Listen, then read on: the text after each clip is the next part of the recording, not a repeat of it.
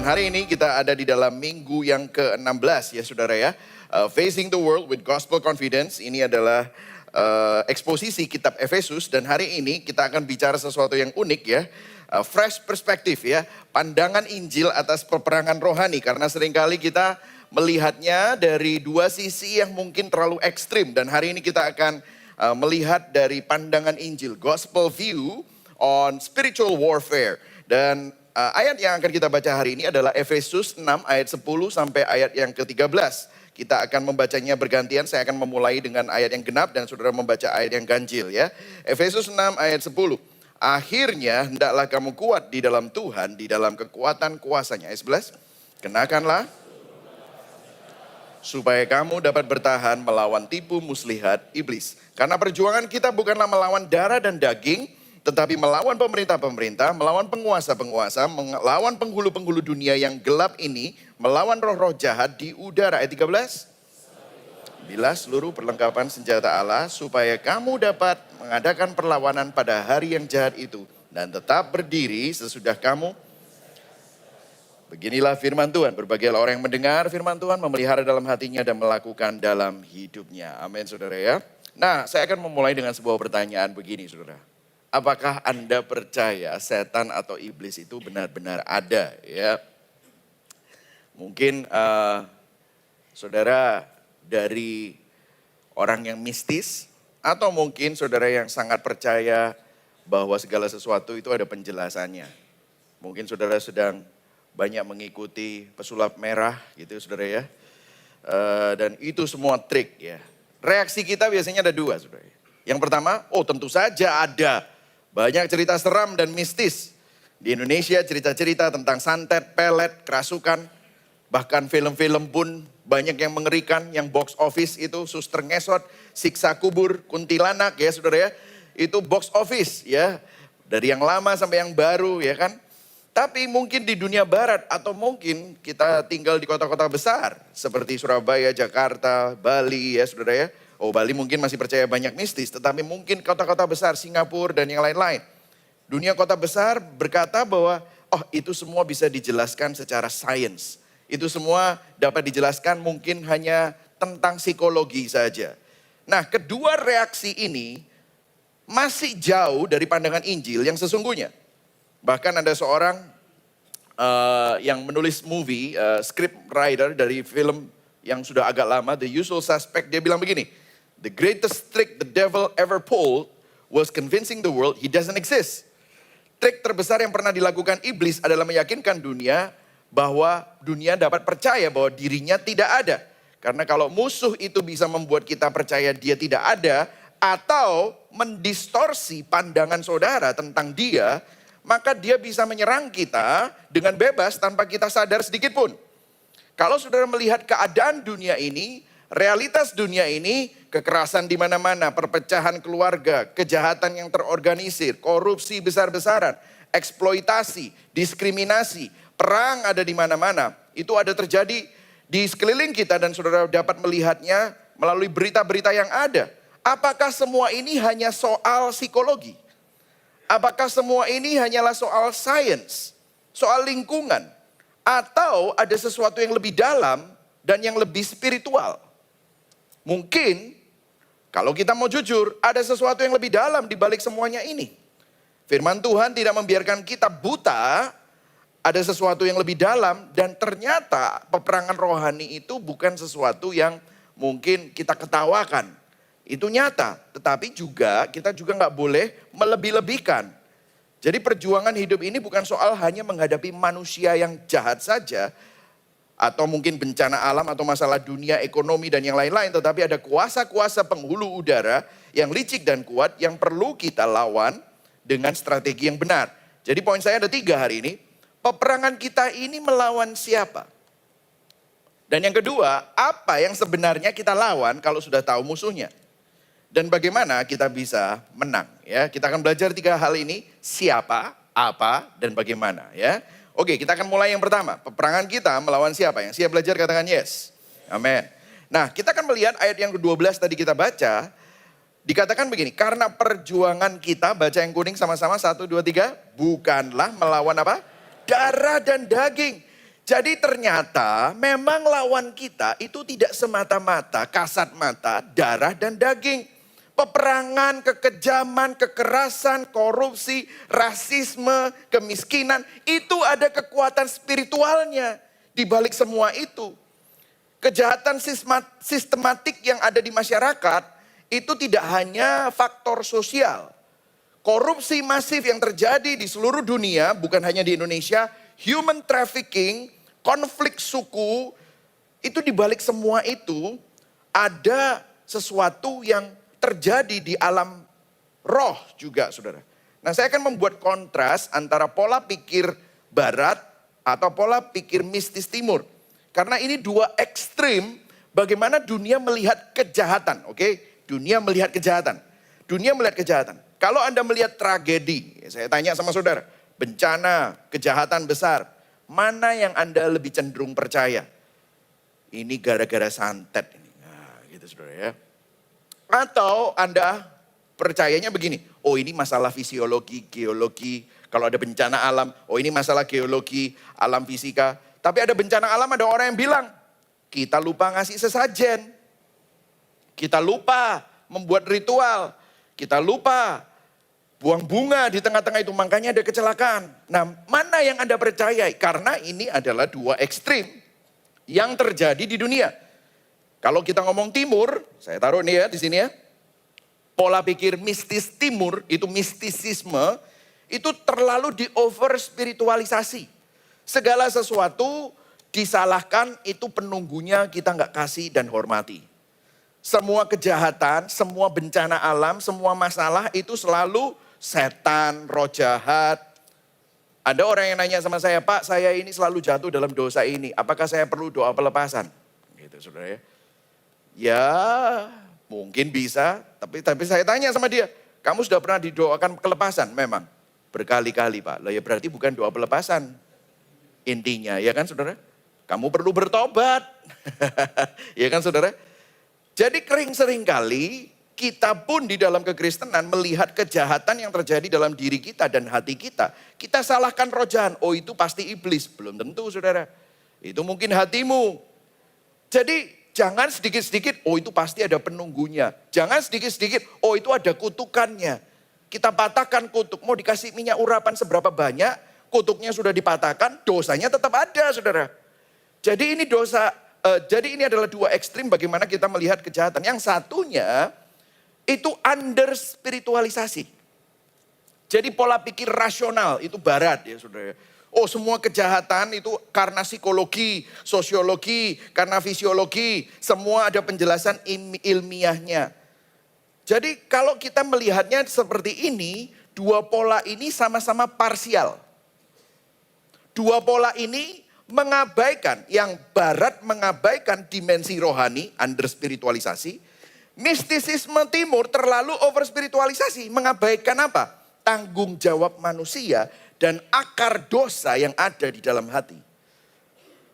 Kalau semua karena salah pendidikan atau salah sistem, dunia seharusnya sudah membaik Don. Karena pendidikannya makin baik, sistemnya semestinya diperbarui. SOP, prosedur ada di mana-mana. Tapi faktanya kejahatan semakin mengerikan. Betul atau tidak? Padahal orang S3 kurang apa? Bahkan para koruptor itu banyak yang S3 saudara. Kalau pendidikan adalah solusinya, maka seharusnya korupsi berkurang. Tapi faktanya korupsi makin ada di mana-mana.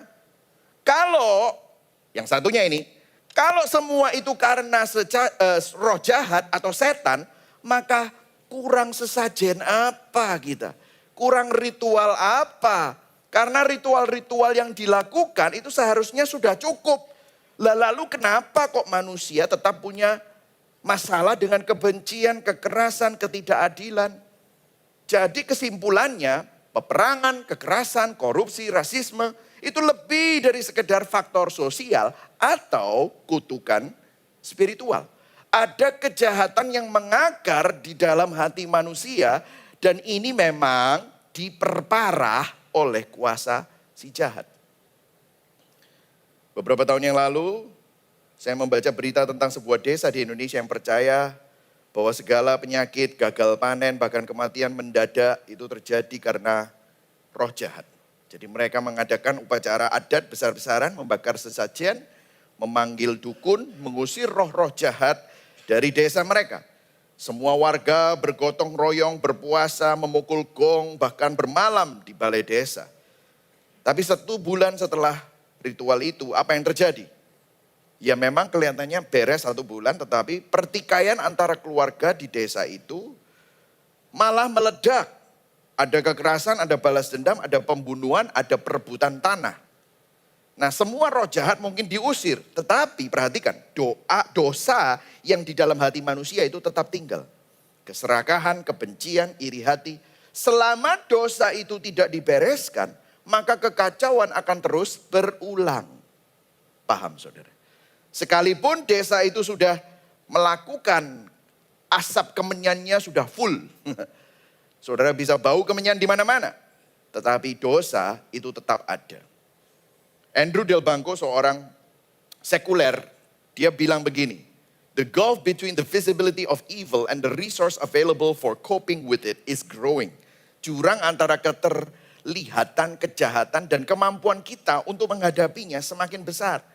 Ini untuk dunia modern. Dunia modern kehilangan kosakata untuk menjelaskan dosa dan kejahatan. Karena menolak keberadaan roh jahat. Kalau saudara pernah nonton sebuah film klasik, saya pernah nonton ini sampai 3 kali saudara. Silence of the Lamb. Ya. Siapa di sini yang pernah nonton Silence of the Lamb? Boleh lihat tangan-tangannya? Oke, hanya beberapa. Wah, iya, yang lainnya nggak pernah tahu. Tapi itu ada seorang yang namanya Hannibal Lecter. Hannibal Lecter itu di dalam film Silence of the Lamb adalah seorang kanibal dan serial killer yang membantu polisi untuk menangkap seorang serial killer juga di luar sana. Dan kemudian ditanyain sama polisi ini, what happened to you? Ceritamu gimana sih kok bisa jadi serial killer dan seorang kanibal? Terus dia bilangnya begini, nothing happened to me, I happened. Ya, tidak ada yang terjadi padaku, aku yang membuatnya terjadi. Ini menunjukkan apa? Dunia modern berusaha menghapus konsep kejahatan menjadi hanya sebuah kondisi, penyakit atau trauma. Tetapi kejahatan itu nyata bahwa Hannibal Lecter itu bilang begini. Nothing happened to me. I happen. Aku memang orang jahat. Jadi begini saudara. Sejarah menunjukkan kegagalan over spiritualisme dan under spiritualisme. Atau rasionalisme. Rasionalisme, under spiritualisme. Coba kita lihat. Bangsa yang paling berpendidikan itu adalah bangsa Jerman. Pada waktu Perang Dunia Kedua apa yang terjadi? Bangsa Jerman melakukan pembantaian orang Yahudi yang terbesar. Holocaust. Kurang pendidikan apa? Mobil Jerman adalah mobil yang paling hebat. Orang-orang Jerman engineer-nya paling hebat. Bagaimana dengan revolusi sosial? Marxisme, komunisme. Itu menjadi penindasan baru. Keadilan sosial, atas nama keadilan sosial dan pemerataan malah melahirkan pembantaian massal. Perbudakan. Kelaparan besar-besaran. Dan Marxisme sekarang ada modern, neo-Marxisme. Buktinya tetap gagal membawa damai sejati. Saya pernah tinggal di California, Blue State, di mana banyak neo-Marxisme di sana. Malah kacau balau atas nama keadilan, malah melahirkan kebencian, kekerasan, verbal, bahkan intoleransi terhadap orang-orang yang toleran.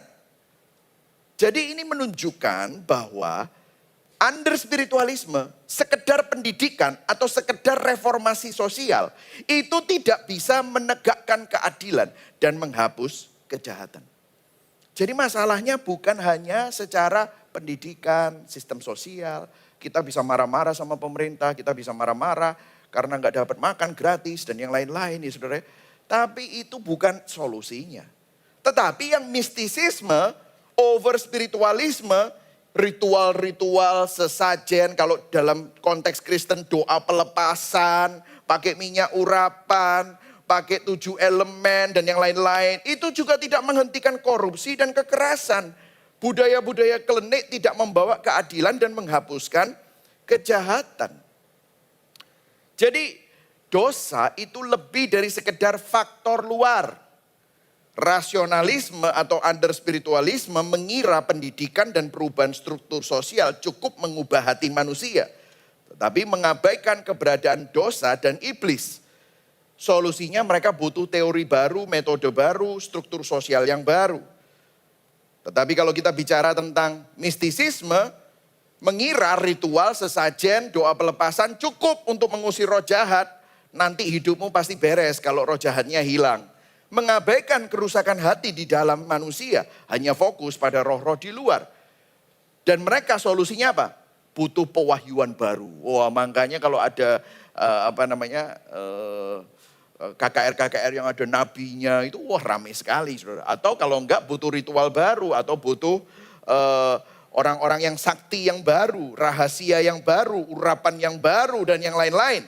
Tetapi Injil menyatakan bahwa kita butuh hati yang baru. Yang setuju katakan amin ya. Nah, saudara, saya mau tunjukkan kepada saudara asal usul kejahatan ya di dalam menurut Alkitab. Jadi diawali oleh pemberontakan. Yang pertama adalah pemberontakan malaikat, kejatuhan iblis. Di dalam Yesaya 14 dan Yeskiel 28 kita diberi gambaran tentang makhluk surgawi. Lucifer yang sombong, yang ingin menyamai Tuhan dan akhirnya jatuh ke dalam dosa. Lukas 10 ayat 18 Yesus berkata, aku melihat iblis jatuh seperti kilat dari langit. Injil menunjukkan bahwa kejahatan tidak berasal dari Allah, tapi dari makhluk ciptaan yang menyalahgunakan kehendak bebas. Dan itu terjadi bahkan di surga, saudara. Jadi bukan hanya manusia yang bisa memberontak, para malaikat pun bisa memilih melawan Tuhan. Dan ini adalah asal mula kejahatan spiritual. Dan malaikat yang jatuh itulah yang jadi setan dan roh-roh jahat. Kemudian apa yang terjadi? Kejatuhan manusia. Manusia memiliki hati yang memberontak juga. Di Kejadian 3 adalah sejarah jatuhnya manusia. Manusia pertama jatuh ke dalam dosa saat Adam dan Hawa tergoda untuk menjadi seperti Tuhan. Mereka tidak puas menjadi ciptaan. Iblis bilang, menggoda. Kalau kamu makan ini, kamu akan jadi seperti Tuhan. Padahal mereka sudah diciptakan menurut gambar dan rupa Tuhan. Roma 5 ayat 12 menjelaskan bahwa karena dosa Adam, dosa masuk ke dalam dunia dan merusak semua manusia. Dan Yeremia 17 ayat 9 menyimpulkan betapa liciknya hati, lebih licik dari segala sesuatu. Jadi dengan kata lain, manusia bukan hanya korban.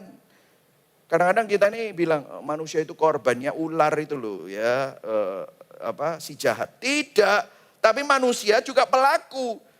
Sedangkan kita nyalakan Adam. Nanti kalau aku ketemu sama Adam ya di akhirat itu tak gopok. Mungkin saudara ya, saudara mangkel sama Adam gara-gara Adam saudara berdosa. Tapi buktinya apa? Saudara juga mau berdosa.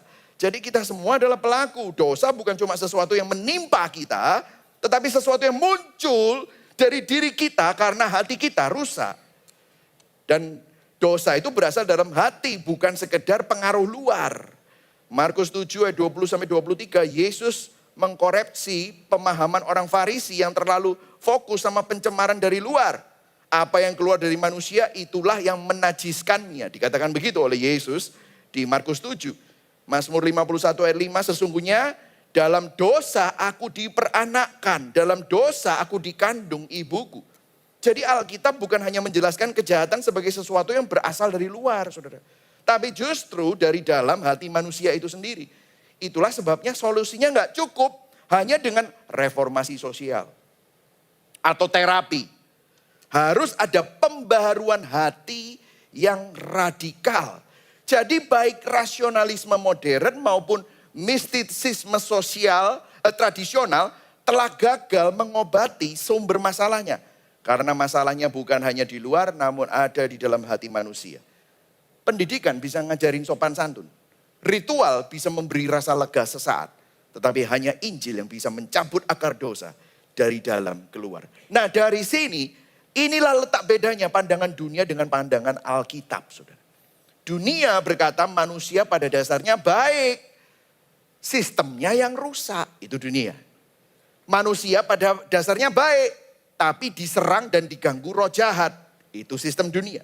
Tapi Injil berkata, sistem rusak karena hati manusia rusak. Roh jahat tambah senang, roh jahat tambah berjubel karena hati manusia menyembah mereka. Jadi Makanya kejahatan itu berulang-ulang dalam bentuk yang makin canggih dan makin menipu. Jadi solusinya bukan dari dalam diri manusia atau dari luar di dalam dunia ini. Tetapi solusinya harus dari Allah sendiri. Yang setuju katakan amin.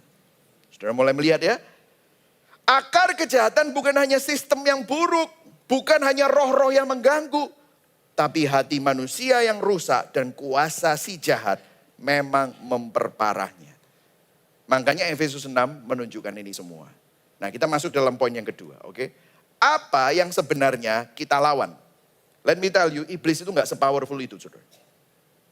Jadi hari ini kita belajar. Kita lawan siapa? Sudah jelas ya? Lawan kita bukan dari luar. Bukan hanya roh-roh jahat. Roh-roh jahat memang ada. Atau kalau enggak bukan pemerintah, bukan sistem sosial, bukan ekonomi, bukan. Kita udah tahu, si jahat dan akarnya di hati manusia. Dosa. Nah sekarang apa yang sebenarnya kita harus lawan? Jadi percuma saudara tengking-tengking, percuma saudara tembak-tembak apa itu ya. Ada yang pakai simbol-simbol, wah pakai tembak-tembak, enggak tahu pakai apa itu saudara ya. Atau kalau enggak saudara pakai mau minyak urapan 1 galon pun saudara kalau enggak tahu apa yang sebenarnya kita lawan ya percuma saudara ya. Nah kita akan belajar ini. Nah kita lihat sama-sama di ayat yang ke-11. Mari sama-sama baca sama-sama. 1, 2, 3. Kenakanlah seluruh supaya kamu dapat melawan apa? Tipu muslihat siapa? Iblis. Dalam bahasa aslinya metodeia. Metodeia itu skema, skim. Saudara tahu scam? Nah, saudara tahu skim itu ya? Itu penipuan, tipu muslihat. Jadi apa yang kita lawan? Nah, perhatikan di sini. Yang kita lawan itu karena orang yang ada di dalam Kristus, itu roh yang ada di dalam kita jauh lebih besar daripada roh yang ada dalam dunia ini. Yang setuju katakan amin. Amin. Katakan pada kanan kirimu, roh yang ada di dalammu ya lebih besar daripada roh yang ada di dalam dunia ini. Jadi jangan takut. Sebenarnya yang takut sama kita itu bukan kita yang takut sama setan. Setan takut sama kita. Oke? Makanya setan pakai cara lain. Pakai apa? Tipu muslihat. Oke? Jadi apa yang kita lawan? 2A ya. Ini sub point. Lawan kita itu apa sih yang kita lawan? Ya lawan kita iblis siapa? Tapi yang kita lawan apa? Tipu muslihatnya. Strategi kelicikan skema setan yang tersembunyi. Jadi ini bukan masalah psikologi atau manifestasi roh-roh jahat, bukan. Kata-katanya tadi metodeia, yaitu strategi atau skema. Dikatakan ayat 12, karena perjuangan kita bukanlah melawan darah dan daging. Nah kata perjuangan di sana bukan kata biasa untuk pergumulan, bukan. Ini adalah kata yang sebenarnya berarti bergulat. For we do not wrestle against flesh and blood. Bergulat. Nah perhatikan, kalau saudara, ini zaman dulu ya, ini Paulus memilih kata bergulat itu sangat intensional. Zaman dulu kalau orang perang, itu kalau masih pakai panah, seret, itu artinya musuhnya masih jauh. Kalau dia masih pakai panah, terus kemudian saudara pakai pedang, artinya musuhnya sudah lumayan dekat, tapi itu masih ada jarak. Karena saudara pedang lawan pedang. Tapi kalau sudah bergulat, artinya pedangnya sudah lepas. Ini hidup dan mati. Kalau saudara pernah nonton film ya, apa yang terjadi? Pedang lepas, tidak ada pisau, semuanya sudah tangan kosong. Apa? Gulat. Mau dipatahin lehernya, mau dipatahin tangannya. Ini adalah genting. Hidup dan mati, itu adalah kata yang sengaja dipilih oleh Paulus untuk menggambarkan perang rohani. Dan dia memakai gulat dengan tangan kosong. Tapi, terus dia bilang begini, lawan kita itu tidak bisa dilihat. Kita bergulat sama dia dengan tangan kosong, itu sudah bukan jarak jauh, udah deket banget. Tapi lawan kita itu lihat apa?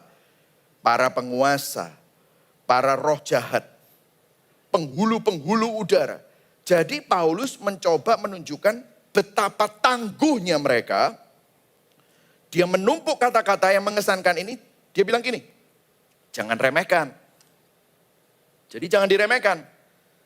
Tapi juga jangan dilebih-lebihkan. Karena later on, ayat 13 berkata bahwa kita pasti menang, kita pasti berdiri. Jadi kalau misalnya habis bergulat, siapa yang berdiri itu yang menang. Betul saudara ya? Jadi itu kita pasti menang. Tapi jangan diremehkan. Ada seorang yang namanya C.S. Lewis. Di dalam bukunya The Screwtape Letter. Saya senang buku itu. Kalau saudara mau mengetahui strategi iblis, itu buku fiksi. Tapi strategi iblis itu benar-benar ditulis oleh C.S. Lewis. Terus dia bilang begini. Iblis sama senangnya dengan orang yang tidak percaya mereka ada. Maupun dengan orang yang percaya berlebihan bahwa mereka ada. Para setan itu, dia mengakhiri kutipannya. Karena kutipannya panjang, saya cuma kutip itu aja. Terus dia bilang begini, para setan itu sama senangnya dengan dua kesalahan. Menyambut orang yang materialis, gak percaya. Atau seorang penyihir atau dukun dengan kegembiraan yang sama. Jadi ternyata yang saya jelaskan nomor 1 tadi, itu adalah bagian dari tipu muslihat iblis. Tipu muslihat iblis salah satunya adalah membuat kita salah paham, gagal paham. Untuk melihat kekuatan iblis. Kita remehkan kuasa kegelapan, under spiritualisme tadi yang saya sampaikan. Oh setan itu mitos, semua itu hanya trauma. Semua itu masalahnya adalah penindasan sistemik, itu neomarxisme ya. Itu liberation theology. Kalau meremehkan, kita tidak waspada secara rohani dan tertipu tanpa sadar. Jadi ini bagian dari tipu muslihat iblis.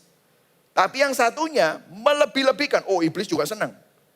Gua tipu lu, biar kelihatannya gua lebih powerful dari yang sebenarnya. Melebih-lebihkan kuasa kegelapan, over spiritualisme. Karena mistisisme akan berkata segala sesuatu disebabkan oleh roh jahat setan. Bahkan ban bocor pun itu ditengking saudara. Ya kan? Dalam nama Yesus, ban bocor. Emangnya bisa nempel sendiri gitu saudara ya. Kalau ban bocor ya tinggal pergi ke tukang tempel ban lah ya saudara ya. Kalau melebih-lebihkan akhirnya apa? Kita hidup dalam kelumpuhan, ketakutan, selalu was-was. Ada orang yang keguguran dia bilang itu gara-gara dulu waktu aku enggak tahu aku hamil aku ngelayat orang mati. Terus habis itu orang tuanya kamu sih dulu dibilangi kurang ini kurang itu kamu tidak melakukan ritual ini dan ritual itu. Nah kenapa kok kedua kesalahan ini adalah tipu muslihat iblis? Karena mereka mereduksi iblis. Kita jadi tidak memiliki pemahaman yang nyata dan kompleks tentang kejahatan. Mereduksi kejahatan. Kalau Anda mengatakan oh semuanya karena iblis. Atau tidak ada yang dari iblis, Anda mereduksi kejahatan dan Anda punya pemahaman yang terlalu sederhana tentang apa yang salah. Akhirnya apa? Salah solusi. Lawan tetap menang. Yang berdiri siapa? Ya roh jahat. Kita bergulat, kalah. Kita selalu di bawah ketakutan, yang satunya selalu tidak waspada dengan hal-hal yang rohani. Kita meremehkan. Padahal kalau saudara baca Efesus 6 ayat 10, ini tadi yang saya katakan ya. Ayat 10 baca sama-sama, 1, 2, 3. Hendaklah kamu kuat di dalam Tuhan dan di dalam kekuatan kuasanya. Maksudnya apa? Jangan ngelebih-lebihkan kekuatan roh jahat. Jangan takut, jangan lari, jangan khawatir. Hendaklah kamu kuat di dalam Tuhan, di dalam kekuatan apa? Kuasanya. Kamu ini punya kuasa. Katakan sama-sama, saya punya kuasa. Amin saudara. Roh yang ada di dalam diri saudara itu lebih besar daripada roh yang ada di dalam dunia. Roh jahat apapun. Saudara gak perlu. Gak usah. Saya pernah itu pergi ke mana? Pulau-pulau untuk misi ya. Sebelum saya pulang ke Indonesia, saya setiap tahun pasti pergi ke pulau-pulau itu saudara ya. Saya pas pagi-pagi mau makan soto saudara ya. Terus rupanya itu karena tadi malamnya ada KKR, ada banyak kesembuhan.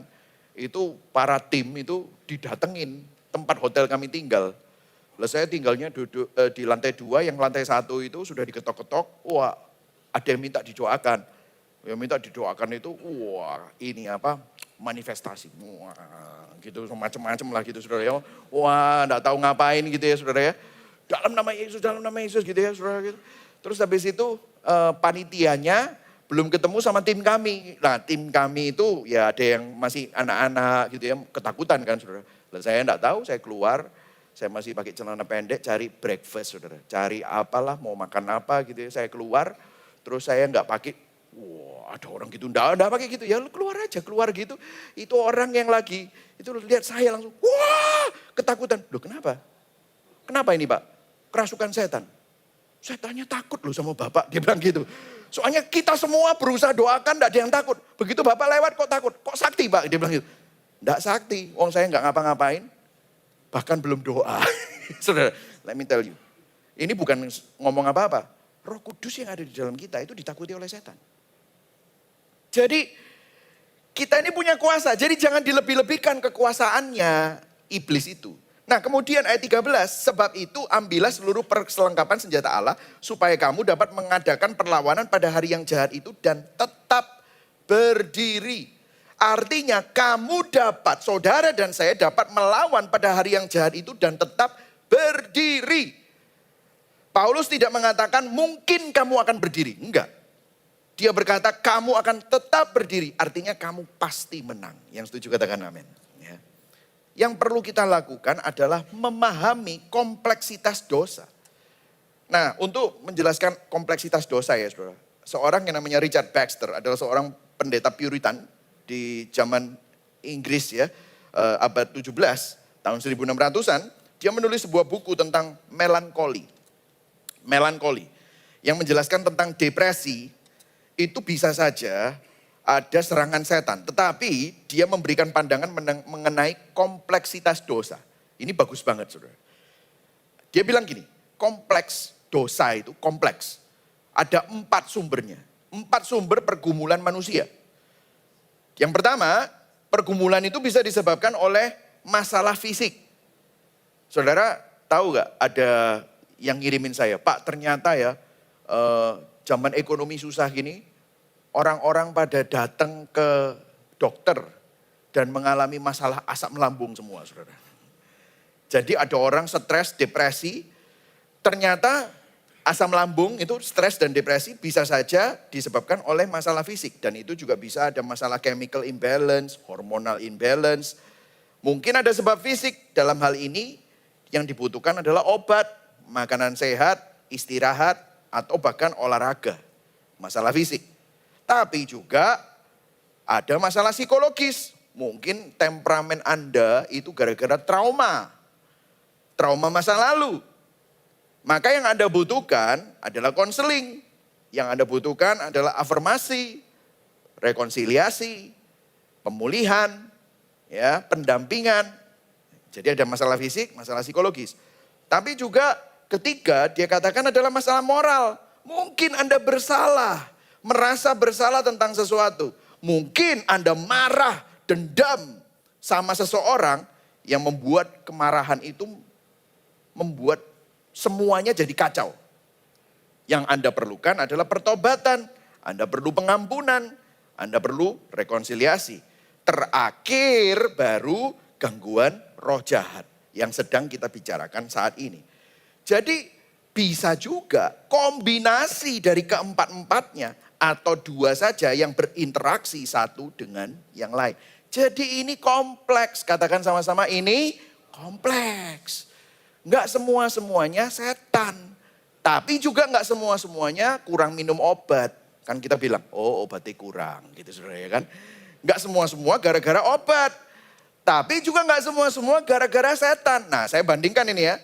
Bandingkan dengan reduksi pendekatan 2 ekstrim ini. Oh cukup diusir setannya. Makanya kalau ke pendeta selalu sangu. Sangunya apa? Minyak urapan. Ya, di dalam kantongnya itu banyak pendeta bawa minyak urapan. Oh pokoknya kasih minyak urapan dalam nama Yesus pasti beres ini. Gitu. Ya itu reduksi. Atau under spiritualisme. Hanya fisik, psikologi, dikasih obat saja. Faktanya semua faktor bisa saling berinteraksi, terlibat secara kompleks. Nah kesalahan umum banyak orang, kita hanya cari solusi dari 2 ini. Fisik, psikologis atau spiritual, pakai ritual dan doa pelepasan dan sesajen dan yang lain-lain. Nah Alkitab menunjukkan bahwa dosa itu adalah kombinasi kedalaman spiritual, moral, psikologis dan fisik. Kita perlu memahami pandangan Injil dan keluar dari kedua kesalahan ini. Over spiritualisasi dan under spiritualisasi. Karena ini adalah bagian dari tipu muslihat iblis. Paham saudara ya? Jadi jangan sedikit-sedikit salahkan iblis. Atau kalau enggak sedikit-sedikit ke Tokopedia cari obat. Ya saudara ya. Kompleks, perhatikan. Nah, sekarang tipu muslihatnya apa? Karena tipu muslihat ini, si iblis ini disebutkan dalam kata-kata ini adalah diabolos. Diabolos itu adalah pembohong. Seorang pemfitnah. Nah, bagaimana iblis menipu? Nah, saya akan pakai sebuah ilustrasi dari John White, seorang konselor Kristen yang menulis buku berkali-kali dan mengatakan bagaimana iblis bekerja. Perhatikan, ini penting. Apa yang kita lawan? Kebohongannya. Kebohongannya adalah mereduksi, melebih-lebihkan, mengurang-urangkan. Lah terus sekarang tipu muslihat lainnya apa ini? Kebohongannya. Karena dia adalah diabolos. Diabolos adalah pembohong. Nah ini, iblis tidak membuat orang baik jadi jahat. Enggak. Dia hanya mempermainkan kecenderungan dosa yang sudah ada. Nah ini adalah ilustrasi dari John White dengan senar piano. John White berkata begini, kebohongan iblis itu seperti kita buka grand piano, buka tutupnya. Kemudian kita nyanyikan nada tertentu, senar yang sesuai dengan nada yang kita nyanyikan meskipun gak disentuh. Jadi iblis itu gak bisa menyentuh kita kalau kita punya Kristus. Iblis itu cuma nyanyi nada dan senar yang sama, itu meskipun kita tidak tekan touch-nya, itu tiba-tiba senarnya bunyi. Gitu. Iblis menggetarkan dan menyenggol, misalnya saudara punya luka, disenggol sama dia. Dengan apa? Menyanyikan lagu luka itu.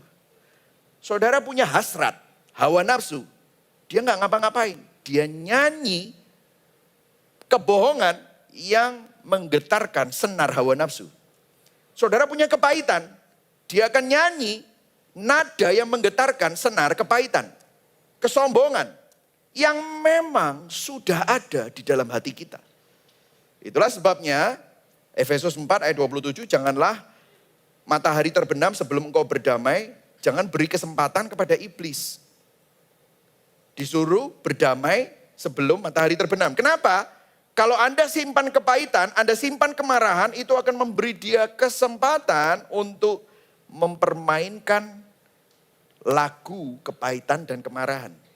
Anda memberi iblis pijakan.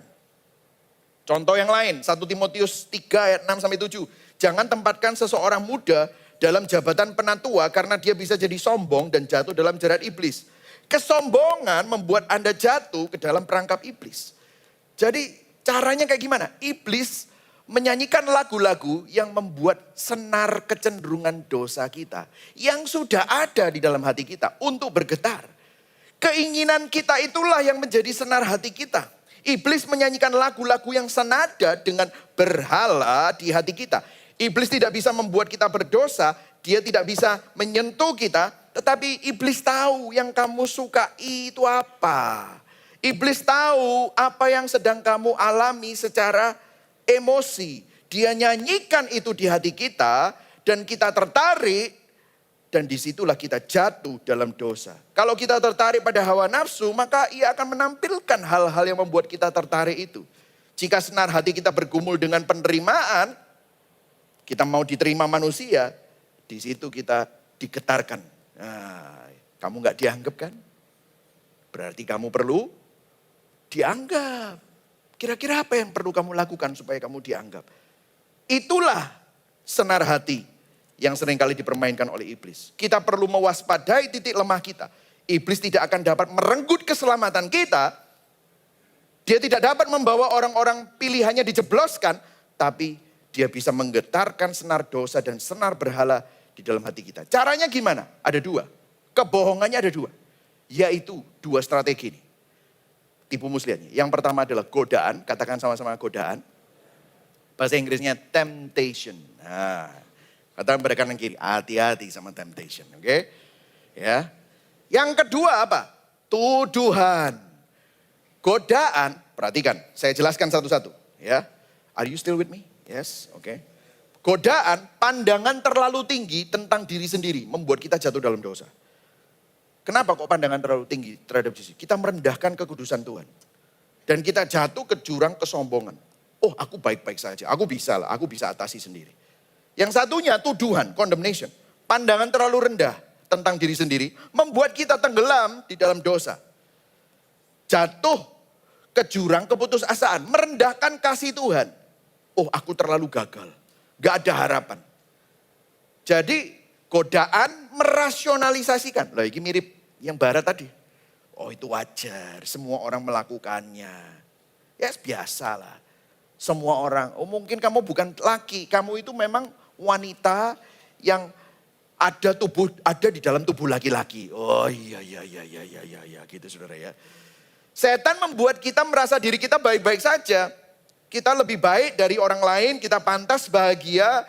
Kita mengabaikan kekudusan Tuhan dan berkata, Tuhan pasti ngerti lah kalau dia ada.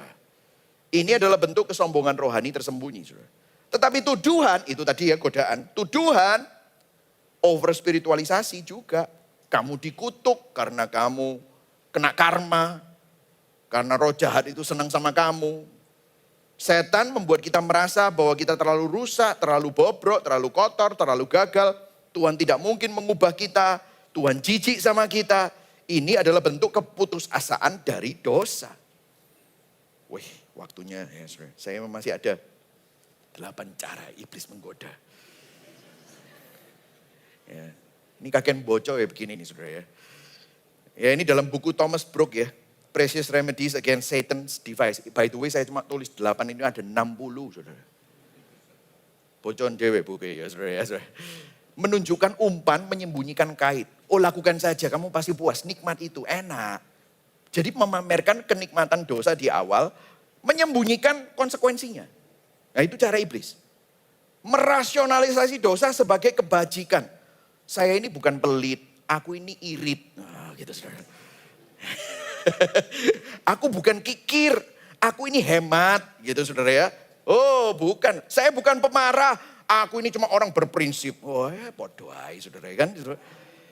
Memakai istilah rohani positif untuk membungkus dosa self-justification. Nah itu iblis bisik-bisik, enggak kok kamu ini bijaksana dalam menganu duit, bukan kikir. Menunjukkan dosa pemimpin Kristen. Pendeta aja bisa jatuh. Kamu kan manusia biasa. Gas. Gitu. Pendeta aja jatuh ya. Sikat gitu saudara. Melebih-lebihkan belas kasihan Tuhan. Membuat kita menganggap enteng dosa. Do it. God will forgive you. Tuhan pasti ampuni. Gampang. Tinggal nanti kan ada gospel connection itu. Kamu nanti minta ampun sama Tuhan, nangis, wis beres. Gitu, saudara. Membuat kita pahit terhadap penderitaan yang terjadi. Aduh saya capek, saya ini butuh pelampiasan gitu loh. Aku ini menggoda kita. Aku ini sudah kerja keras loh. Masa minum-minum gitu tuh enggak boleh. Masa ganja titik aja enggak boleh. Ya boleh lah. Itu kan semua all natural. Dari bumi juga gitu. Ya kan? Membandingkan hidup kita dengan orang jahat. Lihat ya, orang itu enggak beriman, enggak percaya Tuhan, tapi dia banyak duit, bisnisnya lancar. Ngecek duit orang, bisa naik Ferrari. Enak, enggak ditangkap. Polisi didiap juga enggak apa-apa. Waduh, kok enak ya, mungkin aku perlu kayak gitu. Nanti kalau aku gitu, nanti aku janji deh Tuhan. Tak sumbang itu pembangunan gereja. Saudara? Membandingkan dosa dengan kebaikan di area lain. Bisa bunuh orang, tapi baik sama mama. Cinta sama anak. Oh, kalau sama orang jahat, tapi cinta istri. Ya, kan aku yang nunjukin, aku kan suami yang baik, papa yang baik. Membuat kita merasa pantas menerima kenikmatan tertentu. Gak ada yang tahu ya pengorbananku. Aku layak dapat ini sedikit. Nah ini senar hati kita. Dinyanyiin kayak gini. Saudara bilang, iya ya, bener ya. Salah Pastor Mike. Keliru aku, keliru gereja. Ya kan? Nah ini saudara, adalah cara iblis. Nah Tuduhan, saya kasih 4 cara iblis menuduh. Fokus berlebihan pada dosa, bukan pada Kristus. Setan membuat kita melihat dosa terus menerus. Suara-suara yang muncul, oh aku terlalu berdosa, Tuhan pasti menolak aku. Padahal saudara, dalam kondisi kita, karya Kristus itu menyelamatkan kita bahkan saat kita masih berdosa. Atau kalau enggak apa, dituduh obsesi pada dosa masa lalu yang tidak bisa diperbaiki. Ya Tuhan mungkin bisa ampuni, tapi istriku enggak mau ngampuni aku. Perbuatanku sudah terlalu merusak, aku gagal. Melihat penderitaan hidup sebagai hukuman dari Tuhan. Saat hidup terasa berat, ekonomi hancur, relasi kacau, kesehatan drop. Iblis berbisik, menyanyi, senar hatimu. Ini semua karena Tuhan marah sama kamu. Tuhan ngutuk kamu, kamu sedang dihukum. Saudara terulang, akhirnya tambah drop sakit. Kankermu tambah menyebar karena kamu mengutuki diri sendiri. Tuhan gak mungkin ampuni kamu. Atau kalau enggak gini, anak Tuhan seharusnya tidak bergumul seperti kita. Maksudnya gini, kok bisa hatimu meragukan Tuhan? Dosa. Nah kalau dosa, kutukan akan datang. Aduh. Saudara bergumul, saudara punya pikiran kotor, keinginan jahat. Duh, orang Kristen kok bisa kayak gitu? Oh sebentar lagi kamu ya, kena karma kamu. Sebentar lagi kamu akan dapat 10 kali lipat tulah. Waduh, Tuhan tolong Tuhan. Ngomongnya Tuhan tolong, tapi dia menuduh diri sendiri. Nah reflektifnya saudara, apakah kita sedang dipermainkan oleh iblis? Apakah kita mengenali skema tipu muslihat ini? Ini loh yang harus kita lawan. Apakah kita sedang digoda dan sedang dituduh? Apakah reaksi kita over spiritualisasi atau under spiritualisasi? Iblis tahu senar mana yang Anda miliki dan dia sedang membuatnya bergetar. Banyak dari kita tidak sadar akan tipu muslihatnya. Kita perlu mengenali dan memahami skema tipu muslihat iblis. Yang terakhir, bagaimana kita bisa menang? Nah, menangnya caranya gimana? Ya kenali skema tipu muslihat iblis itu yang biasa dipakai iblis pada Anda. Sadari senar di hatimu, kecenderungan dosamu yang sering dipermainkan oleh iblis. Iblis tahu celahmu. Lah kamu tahu nggak celahmu? Kadang-kadang kita sudah tahu di situ ada celah sama kita malah dibuka-buka. Nah itu kan repot. Sudah tahu di situ ada jurang sama kita malah, saya mau jalan di sana gitu. Lah itu kan repot. Apa suara-suara yang sering kamu ulang-ulang di hatimu? Apakah itu suara Injil atau gema tipu muslihat iblis? Saudara kita perlu tahu musuhnya, tahu strateginya. Kita nggak boleh tembak sembarangan, kita harus tembak secara spesifik. Apa kalimat-kalimat yang selalu kamu ulang di dalam hatimu dan yang membuat itu jatuh, membuat kamu jatuh. Kita perlu jujur, senar spiritual yang sering digetarkan itu. Mungkin begini, nggak apa-apa, ini kan dosa kecil, nggak akan berdampak besar. Wong kamu cuma ngeklik gitu toh, habis itu kamu hapus, beres. Atau apa? Mungkin sudah sering dituduh, kamu memang pecundang, kamu tuh gagal, kamu goblok, kamu memang brengsek, gak ada harapan. Munafik kamu. Makanya saudara mulai mundur teratur. Atau mungkin kamu sudah kerja keras, kamu capek kan bolehlah. Kompromi sedikit-sedikit di sini, gak ada yang tahu, istrimu juga gak tahu, suamimu juga gak tahu. Anyway itu uangmu. Saudara jujur, kalau itu sering kamu ulang-ulang, trigger-triggernya apa? Apa yang membuat kamu sering gak terima? Apa yang membuat kamu sering marah? Apa yang membuat kamu sering mengasihani diri? Apa yang membuat kamu sedih? Membuat kamu berdepresi. Saudara tangkap itu. Jangan biarkan tipu muslihat itu diteruskan dan didengarkan. Tutup pianonya. Jangan mau dengarkan.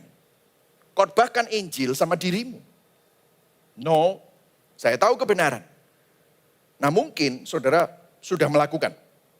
Oh saya sudah melakukan itu pastor. Saya udah enggak mau dengerin. Nah ini 3B. Waspadai pergantian strategi iblis. Oh dipencet ini nggak bisa. Dia pakai yang lain. Ya kan? Power. Saya reputasi dan yang lain-lain. Oh sudah nggak bisa pastor Mike kena ini. Oh dia pakai kontrol. Kamu nggak bisa ngontrol tuh anak buahmu semua. Kamu nggak bisa ngontrol tuh para leader, kacau kan? Jadi apa yang musuh kita bukan statis. Jadi kita nggak boleh pasif secara rohani.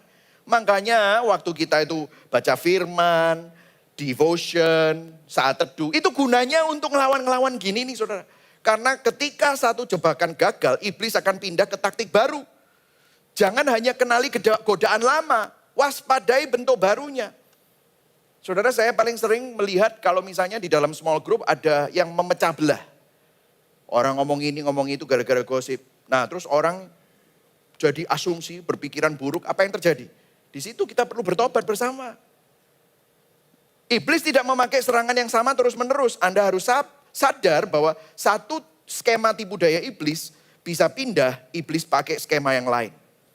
Dulu saya jujur sering digoda kesombongan dan sering sudah tidak berhasil lagi. Tapi akhir-akhir ini saya digoda lewat skema keputusasaan.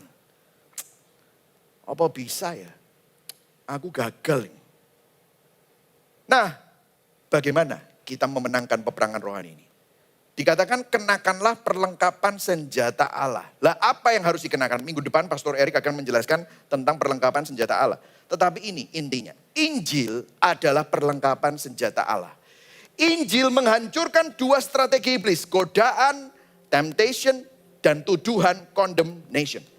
Bagaimana Injil menjawab how the gospel menghancurkan dua godaan ini, dua kebohongan ini. Godaan dan tuduhan. Godaan, temptation itu menyembunyikan kekudusan Allah. Tuhan pasti ngerti. Tuduhan menyembunyikan kasih Allah. Tuhan tidak mungkin ngerti kamu. Tuhan tidak mungkin memulihkan kamu. Tetapi Injil tidak menyembunyikan keduanya, namun menyatakan keduanya secara utuh. Bagaimana Injil menjawabnya? This is the gospel connection. Bagaimana Injil menjawabnya? Injil membongkar dua strategi ini. Dia menjawab godaan, temptation dengan menunjukkan kekudusan Allah. Injil membongkar dengan menjawab tuduhan dengan kasih Allah. Nah pertanyaannya kan begini, bagaimana Injil menjawab godaan dengan kekudusan Allah dan bagaimana Injil menjawab tuduhan dengan kasih Allah? Ayatnya tadi berkata, kenakanlah perlengkapan senjata Allah. Apa yang perlu dikenakan? Ada dua kebenaran Injil yang perlu terus kita kenakan. Perhatikan di sini. Dua kebenaran Injil yang terus kita perlu kenakan dan renungkan. Kita begitu berdosa sehingga Kristus harus mati menanggung hukuman dosa kita di salib.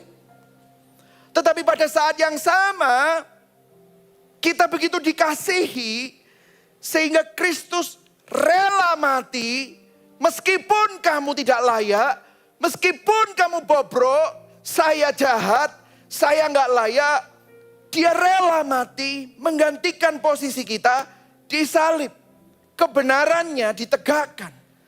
Tapi kasihnya dinyatakan. Jadi apa yang terjadi kalau saudara digoda? Kalau saudara digoda, lihatlah salib. Kristus dihancurkan di salib. Kristus dibunuh di salib. Kristus dihukum mati karena dosa di salib.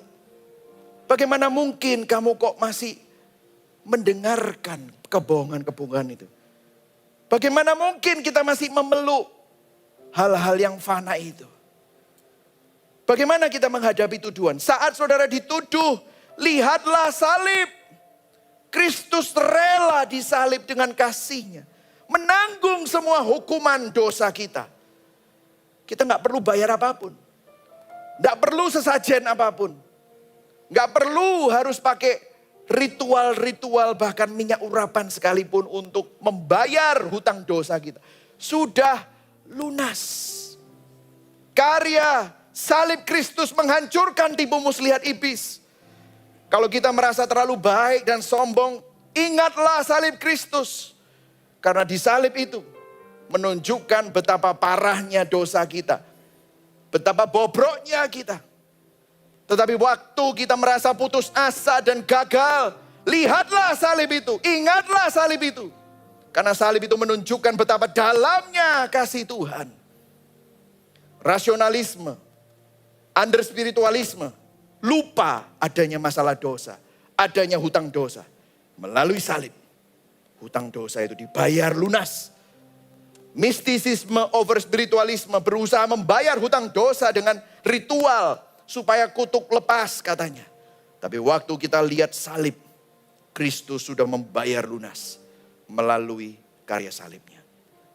Salib menunjukkan bahwa saya begitu bobrok sehingga Yesus harus mati.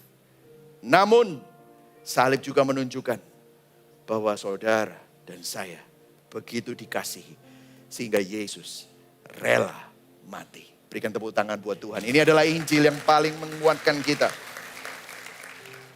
Iblis ingin kita lupa bahwa ada kekudusan Tuhan, bahwa ada kasih Tuhan. Tapi salib memperagakan kedua kebenaran ini bersama-sama. Salib membungkam suara senar yang mau digoyangkan itu tadi. Salib membungkam godaan dan juga tuduhan. Dosa tidak pernah ringan. Yesus disalibkan karena dosa saudara dan saya. Namun kasih Kristus lebih besar. Yesus curahkan darahnya dengan kerelaan untuk membayar hutang dosa saudara.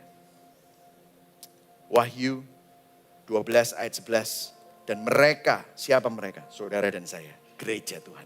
Mengalahkan dia oleh darah anak domba dan oleh perkataan kesaksian mereka. Iblis bisa tipu, dia bisa serang, tapi iblis tidak bisa mengalahkan orang yang ada di dalam Kristus. Saudara dan saya ada di dalam Kristus.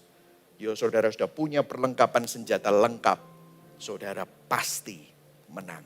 Amin saudara. Kasih saya beberapa menit saudara. Saya ingin jujur sedikit di akhir khotbah ini. Sebagai seorang hamba Tuhan saya gak kebal terhadap serangan musuh. Bahkan justru karena saya melayani. Saya sering merasa justru menjadi target utama si jahat. Ada saat-saat di mana saya digoda dengan begitu liciknya. Bukan dengan hal yang frontal tuh. Tapi hal-hal yang tampaknya sah sebagai seorang hamba Tuhan. Kamu kan sudah kerja keras. Kamu kan sudah korbankan semua. Kamu sering disalah mengerti. Kamu sering dimarahin sama jemaat. Padahal jemaat gak tahu apa yang kamu sudah korbankan. Kamu pantaslah dapat sedikit pelarian. Dan itu menggoda saya. Atau kalau enggak gini, kamu kan udah melayani banyak orang. Masa gak boleh sih kamu sedikit egois? Dan itu muncul dalam hati saya. Dan bukan hanya godaan. Yang lebih berat kadang justru tuduhan. Ketika pelayanan terasa kering. Ketika ada keputusan yang saya buat salah. Ketika hati mulai jenuh. Iblis berbisik. Kamu munafik. Kamu gagal. Tuhan muak sama kamu. Gak ada harapan buat hamba Tuhan palsu buat kamu. Dan saya akui. Kadang saya percaya bisikan itu. Kadang saya kehilangan keberanian dan semangat. Tapi disitulah Injil datang bukan hanya sebagai teori. Saudara. Ini menjadi nafas saya. Ketika saya diombang-ambingkan antara kesombongan dan rasa malu. Injil menegakkan saya kembali. Ketika saya digoda, saya perlu memandang pada salib. Yesus disalib bukan supaya saya main-main dengan dosa. Dosa yang saya anggap ringan itu justru membuat Yesus ditikam. Membuat Yesus ditelanjangi dan disalibkan. Dan itu membuat saya bertobat, Tuhan ampuni. Tapi ketika saya dituduh, saya juga harus memandang kepada salib. Kasih Allah tidak sekecil itu. Kasih Allah begitu besar untuk memeluk saya. Bahkan di saat saya gagal. Di saat saya tidak layak. Dia tidak menunggu saya untuk sempurna. Dia justru mati. Roma 5 ayat 8 ketika saya masih berdosa. Salib membuat saya tidak bisa meremehkan kekudusan Allah. Karena begitu seriusnya dosa saya. Sampai harus ada darah yang tertumpah. Tapi salib juga membuat saya gak bisa meremehkan kasih Allah. Karena begitu dalamnya kasih itu. Sampai pencipta langit dan bumi rela menanggung semua tuduhan dan semua dosa saya. Hari ini saya bisa berdiri di hadapan Anda bukan karena saya kuat, tapi karena saya diterima oleh Tuhan, oleh kasih karunia. Saya mau terus berproses, saya mau terus belajar mengenakan Injil, perlengkapan senjata Allah. Saya tidak bertempur untuk menang, tapi saya bertempur dari titik kemenangan. Kita tidak berperang untuk menang, untuk meraih kemenangan. Namun kita bertempur dari titik kemenangan di dalam Yesus Kristus. Reflektifnya saudara, apakah saudara terlalu mengandalkan rasio atau terlalu sibuk mencari penyebab mistis sehingga lupa bahwa musuh kita adalah dosa di dalam hati dan kuasa iblis yang suka menipu kita? Apakah saudara terlalu meremehkan godaan setan dan terlalu takut pada kuasa tuduhannya sehingga gagal melihat bahwa Injil yang mampu membongkar tipu muslihatnya? Apakah saudara berusaha bertempur dengan kekuatan sendiri atau bergantung sama ritual-ritual doa pelepasan minyak urapan? Padahal kemenangan saudara sudah datang di dalam Kristus dengan mengenakan Injil setiap hari. Amin. Mari sama-sama bangkit berdiri. Kita akan menaikkan lagu dalam Kristus. Sebelumnya saya akan membacakan implikasi Injil dan saudara bisa diskusikan di dalam care group masing-masing nanti saudara ya. Orang berinjil sadar bahwa musuh sejati bukan hanya sistem sosial atau roh-roh jahat semata, melainkan dosa yang ada di dalam hati kita yang hanya dapat ditaklukkan oleh kuasa Kristus. Amin saudara. Orang berinjil melawan tipu muslihat iblis bukan dengan meremehkan atau membesar-besarkan kuasanya, melainkan dengan kebenaran Injil yang mengungkap kejahatan tanpa rasa takut.